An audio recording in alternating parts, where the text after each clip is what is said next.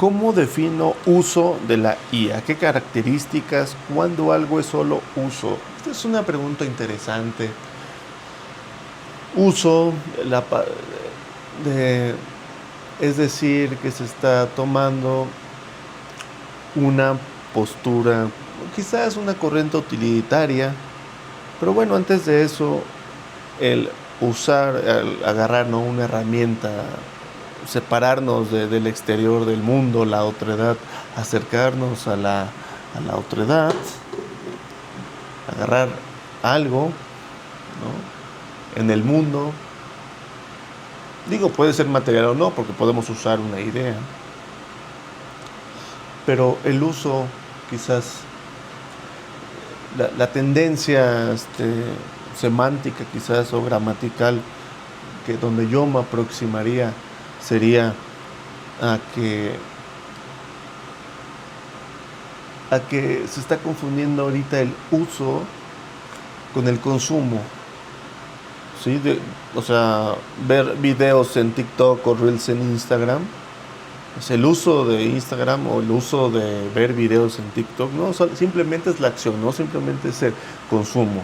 Entonces, el uso de la IA también habría que acotar. ¿Para cómo uso esta herramienta? Pues muchas formas, igual en este ejemplo de Instagram. ¿Cómo uso Instagram? Bueno, para vender, para mensajearme, para ligar, para esconderme, para evadir el mundo, etcétera, ¿no? O sea, el uso quizás está más relacionado en ciertas ocasiones y bueno, con cuidado, ¿no? En lo que digo referente a que está más relacionado con el que usa, más que lo usado, más que la cosa usada en sí, ¿no? O sea, cómo uso esto depende de mí. No le estoy quitando la carga utilitaria en este sentido o el telos del objeto a la cosa, pero sí en esta postura es primero, creo, en primer lugar de importancia el que usa. Sí, la persona que decide usar, decide posicionarse del objeto de uso para después satisfacer sus intereses, ¿no? Simplemente. Entonces, ¿cómo satisfacemos nuestros intereses con la inteligencia artificial? Cada quien los satisfacerá, ¿sí? Entonces, creo que aquí el uso, no sé si lo podré definir, pero sí acotar de la mayor importancia de la persona que usa que la cosa, que la aplicación. Y también recordar que, pues, las cosas sí tienen una no neutralidad, ¿sí? No estoy diciendo que la inteligencia artificial sea neutral, dependiendo de quién lo use, decide el uso, para nada, ¿no? Una pistola no se usa para cocinar, puede usarse, bueno, sí, pero ya la cosa misma tiene sus intenciones, sus telos, ¿no? Intrínsecamente una pistola, un arma de fuego tiene su mismo telos, sí, pues está hecha para eso. Entonces, la inteligencia artificial ahorita, ¿para qué está hecha? Para el consumo, está hecha para consumir, está hecha para extraernos dinero, sí, para vendernos cosas. Eso es, pues no hay que indagar mucho después. Entonces, a posteriori, bueno, ya nos inventamos o nos construimos estas narrativas para la eficiencia y la productividad. ¿Por qué se dice eso? Bueno, porque hay que vendérselo a las empresas. No se dice te va a ayudar a ser feliz, ¿verdad? No, vas a ser más productivo, ¿sí? Todo en esta lógica de consumo. ¿Cómo defino dependencia? ¿Qué diferencias hay entre uso y dependencia? Cuando una organización pasa de uso a dependencia, creo que son palabras quizás un tanto vacías. Diferenciar uso y dependencia, ¿qué nos llevaría a ese análisis? O sea, un ensayo sobre diferencia entre uso y dependencia. No sé, sería creo que caer en un error nada más de estilo lingüístico, ¿no? Y no estamos abonando nada al discurso. Bueno, sí se puede argumentar, ¿no? De que lo puedes usar, pero con cuidado, no seas dependiente. No sé, dependencia, una palabra también me suena más marketera, ¿no? De marketing. Son de estas palabras que se usan dependiendo las épocas. Ya tenemos dependencia de las redes sociales, bueno, o no. No sé, no me involucraría en analizar esos términos porque suscitan o exigen tener muchas premisas establecidas, ¿no? Y a priori. Y pues no, o sea, si nos vamos que es dependencia, cuando algo te depende, no sé, hasta alguien va a sacar algo de la pirámide de Maslow y ese tipo de críticas o teorías ya obsoletas, pero para justificar después su conclusión, ¿no? O en este caso una tesis. Entonces, no, creo que es una pregunta que no abona actualmente a la conversación. ¿Cómo define subordinación a la IA? ¿Qué es exactamente lo que se pierde cuando una organización está subordinada? Esto sí es importante, creo, y sí abona al discurso sobre la subordinación, porque aquí me refiero básicamente a la parte de consumo. Es decir, cuando nosotros estamos subordinados a la herramienta, es decir, cuando la herramienta nos dice qué hacer. No sé, un ejemplo clásico en YouTube, video recomendado, bueno, clic y vemos un video, estamos subordinados a la herramienta, ¿no?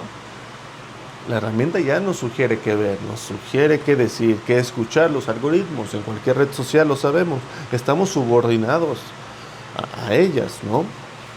Entonces, si no tenemos quizás esta palabra dentro de la narrativa o dentro de estas conversaciones, creo que sí se vuelve un poco complicado vislumbrar qué es lo que se quiere decir. A diferencia de dependencia, pues bueno, dependencia, adicción, mucho uso, no puedo ser humano sin eso, bueno, esos son discursos, narrativas. Pero aquí la subordinación es muy importante. ¿Quién controla? ¿Quién está subordinado a quién? Y no vamos a meternos en temas hegelianos, ¿no? Del amo y el esclavo, ese tipo de situaciones, aunque podríamos después analizarlo desde esta perspectiva. Pero bueno, regresando al tema de la subordinación orientada al consumo dentro de las empresas, es la empresa ahora está trabajando, produciendo para usar inteligencia artificial. O sea, este es el fin. O sea, estoy trabajando para poder pagar mis suscripciones. Wow, ¿no? O sea, ya ni siquiera se está pensando en el usuario final, ¿no? Atiende más rápido, haz más marketing, sé más eficiente. Oye, pero a nivel real de mundo, ¿cómo le estamos aportando más valor al cliente? Más valor, o sea, la empresa genera valor y por eso damos este intercambio, ¿no? Entre empresa y cliente, no en el mercado.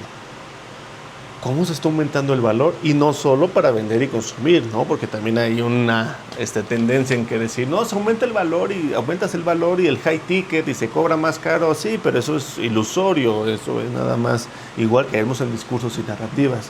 Sino mi postura es objetivamente, materialmente, cómo se está mejorando la experiencia del cliente, el valor que se da al cliente de este producto o servicio que se ofrece. Dentro de la empresa, materialmente, cómo se está mejorando la experiencia de los empleados, ¿sí? De los directivos, de quien sea. Entonces, si no hay esta conversación de qué se subordina a qué, toda la empresa puede caer en una lógica de subordinación sistemática hacia diferentes plataformas, ¿sí? Ay, ya se me cayó el sistema, ya no hago nada, ya no puedo resolver, ya no puedo aportar valor, ya no puedo existir. Porque después, o sea, si esto se sigue perpetuando, pues oye, pago mi renta de tantas suscripciones, pago mi renta de tantas herramientas, o si no, pues ya valí, no puedo generar valor, no puedo existir.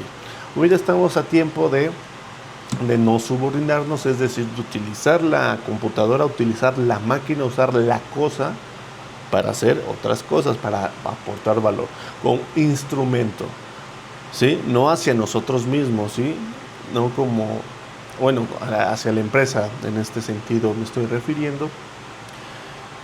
Es decir, no voy a implementar inteligencia artificial para que me quite mi reflexión o el análisis de reportes. Sí, me lo da muy bonito, sí, pero eso no es el chiste. El chiste es ¿Por qué estoy pidiendo el reporte? ¿Para qué sirve? ¿Qué decisiones me va a ayudar a tomar? El camino de construcción del reporte es lo que sirve más que el reporte. El reporte, la hoja, ya al final se tira, se recicla, etcétera. El camino al llegar al reporte fue lo importante. Sí, que es lo que hay que tener cuidado de que no nos quite la IA, porque si después sistematizamos todo, sí, en esta sistematización perpetua que mencionaba, nos estamos subordinando. Sí, que la IA me diga, la IA me responda. Y no es porque la IA no responda simplemente, sino es porque estamos nosotros mismos subordinados a ese output, ¿no? En lugar de que la IA esté subordinada a nuestro proceso. Es que este reporte lo puedes hacer más rápido con IA. Sí, pero no me importa el reporte. En la conversación, en la lingüística, en la palabra, sí se dice, lo que importa es el reporte. Pero a nivel cultural, social, de la organización, no importa el reporte, importa cómo se hace el reporte, cómo se llegan los datos del reporte, porque después ya que tenemos estos números, las decisiones cómo impactan en la empresa del reporte. Si el reporte, la hoja, pues no importa mucho, no se enmarca ni nada. Sí, entonces hay que tener cuidado con eso. Es lo que me refiero de subordinación.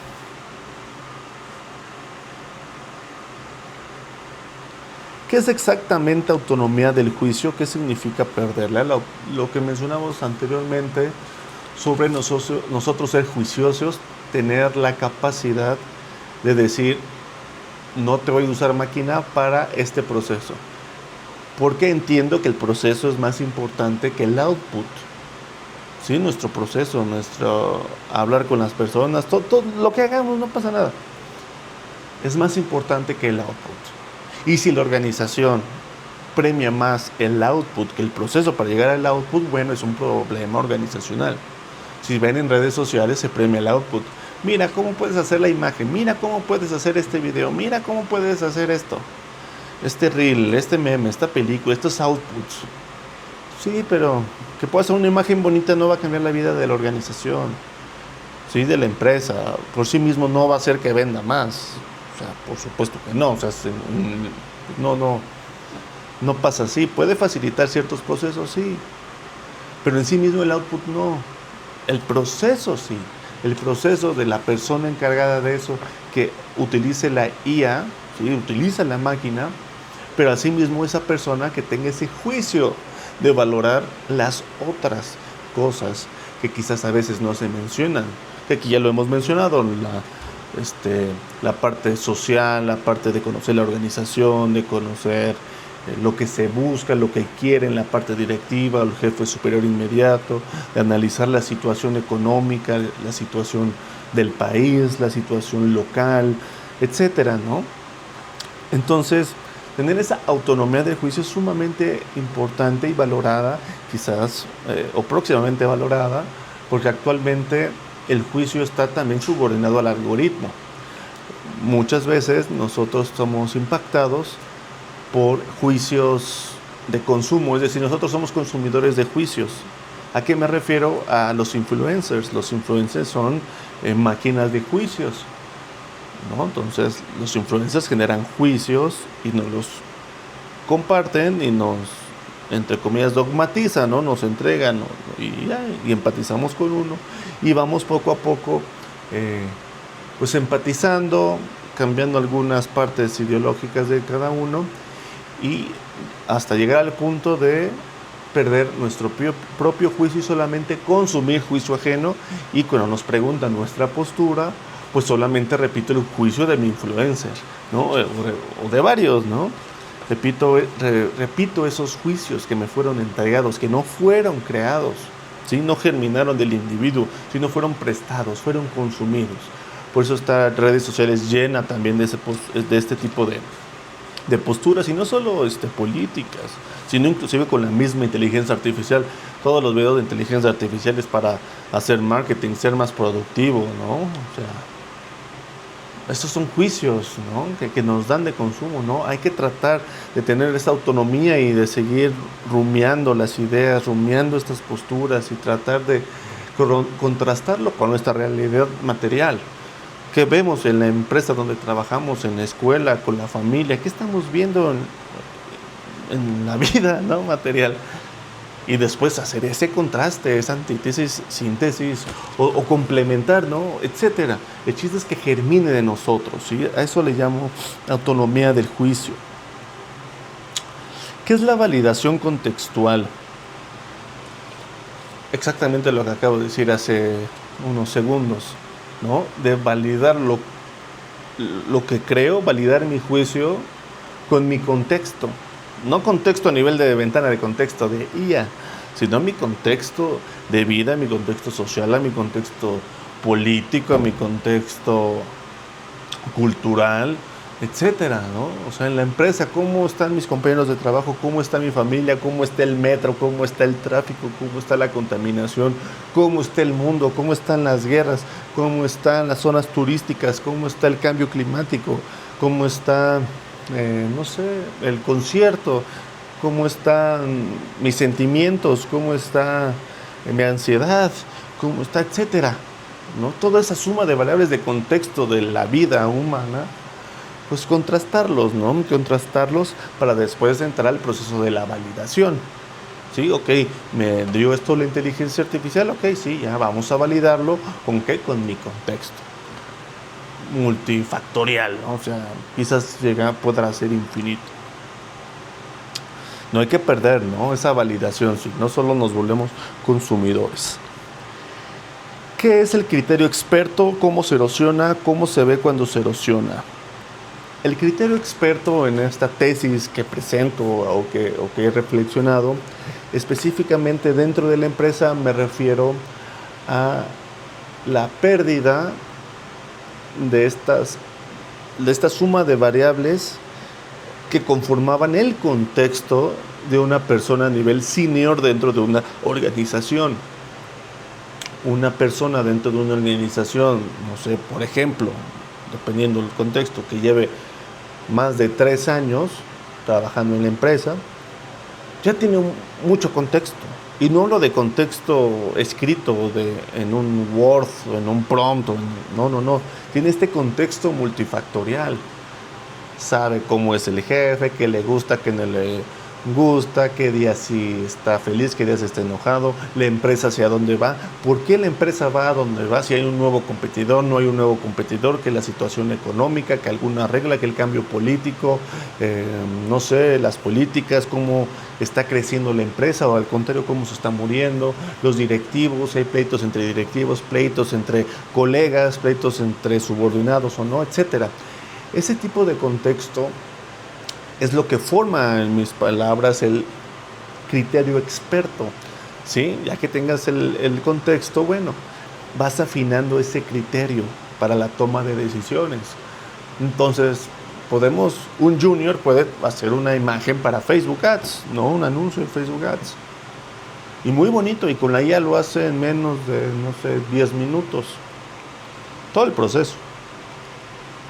Muy bien, pero recuerden que el problema o el valor no radica en el output, no radica en hacer una imagen, subirla y ponerle 500 pesos y que lleguen ventas por WhatsApp, lleguen leads. No, esa no es la idea.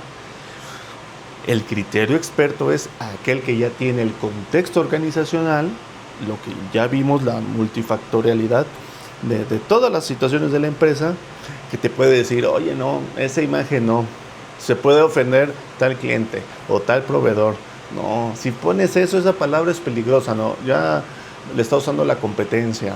Y no, o hace 4 años lo hicimos, o hace 2 años lo hicimos, y no funcionó por estas situaciones. No, ten cuidado, ¿sí? Ya tiene este criterio que va más allá del output. Es decir, ya tiene ese contexto, después genera un output, el output de trabajo, el reporte, la imagen, las diapositivas, la interacción con el cliente, llamadas telefónicas.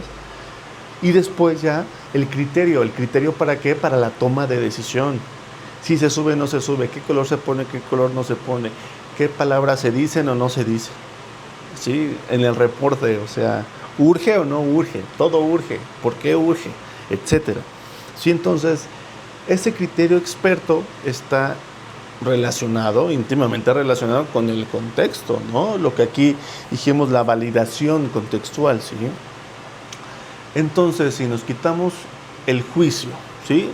Palabras que dije, la autonomía del juicio. Si no hay autonomía del juicio propio, si después nos descontextualizamos de la empresa o de la organización y solo nos centramos en el output que nos da la inteligencia artificial sin esa validación contextual, indudablemente vamos a carecer de un criterio. ¿Sí? Ya no va a haber criterio. Y si ya no va a haber criterio, pues todo lo que haga la organización va a estar simplemente enfocado al output de la IA y a una suerte de ilusión óptica, ¿no? Una mera ilusión de productividad, una mera ilusión de eficiencia.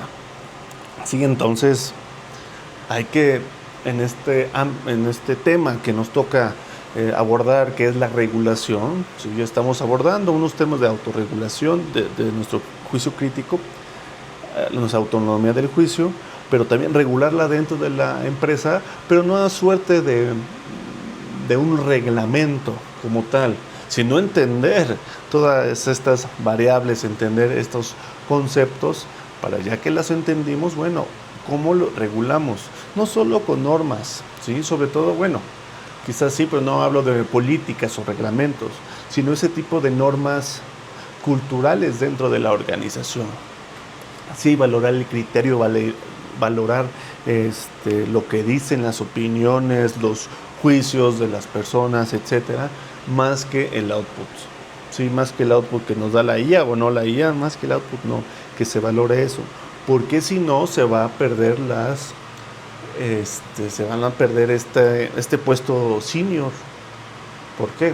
Porque las empresas, para abaratar costos, van a preferir contratar juniors recién egresados, los directivos recién egresados, y en medio va a haber un vacío. Y la inteligencia artificial va a empezar a decir cosas y a lavar el coco y decir palabras que a los dos los va a convencer que todo está bien. Pero no, porque está vacío. Por eso hablo como de una ilusión óptica. ¿Sí? Porque estas personas que recién entran no tienen ese juicio, no tienen ese criterio, no tienen ese contexto. Y aquí en la parte directiva no tienen ya las capacidades para comunicar. Sí, como ya saben que no saben, dice, pues resuélvelo con IA, para eso eres joven, ¿no? Tú sabes. Aquí están los documentos, aquí está todo el manual, aquí están todo el contexto escrito para que hagas prompts.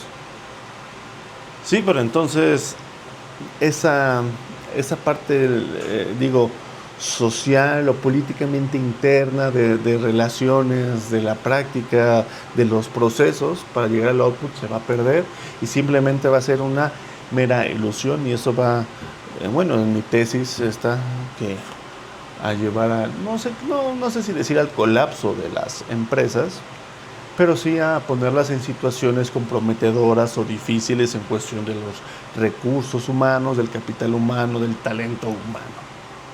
Sí, entonces ese criterio experto, si se pierde, el problema ya no es que se pierda como tal, el problema es no darse cuenta que se está perdiendo, que se perdió. Ese creo que es el verdadero problema. Si no, todos van a pensar que no pasa nada, porque la IA es muy convincente, demasiado convincente, y si en la empresa nadie se entrenó con este trabajo diario de por qué sí, por qué no, porque a veces sí, porque a veces no, porque el jefe me dice sí y a veces no, porque a veces sí y a veces no. Ok, vamos a entender el contexto, vamos a entender la multifactorialidad, ¿sí? Vamos a entender el criterio, pero si se quita eso, se va a romper la organización y va a estar subsanada por una inteligencia artificial aduladora que nos da ese espejismo, esa ilusión óptica, y que sí va a ayudar, sí va a sacar el trabajo, pero pero la empresa va a estar subordinada a la IA, porque la parte directiva va a estar subordinada a los outputs, y los recién egresados o los recién incorporados a la empresa, tipo becarios o practicantes que no tienen este contexto, esta multifactorialidad, este juicio, pues ellos quieren conceder el trabajo que les paguen, y eso es hacer outputs. Me pides esto, yo te doy, como hacer la tarea. Me pides un mapa mental, te doy un mapa mental. Me pides un resumen, aquí está tu resumen. Porque se acostumbró, o así está el sistema, ¿no? A recompensas de outputs, no a recompensas de procesos. Entonces, bueno, eso ya es mi tesis, un poco completa, ya configurando la parte de autonomía del juicio, validación contextual y criterio experto a nivel organizacional.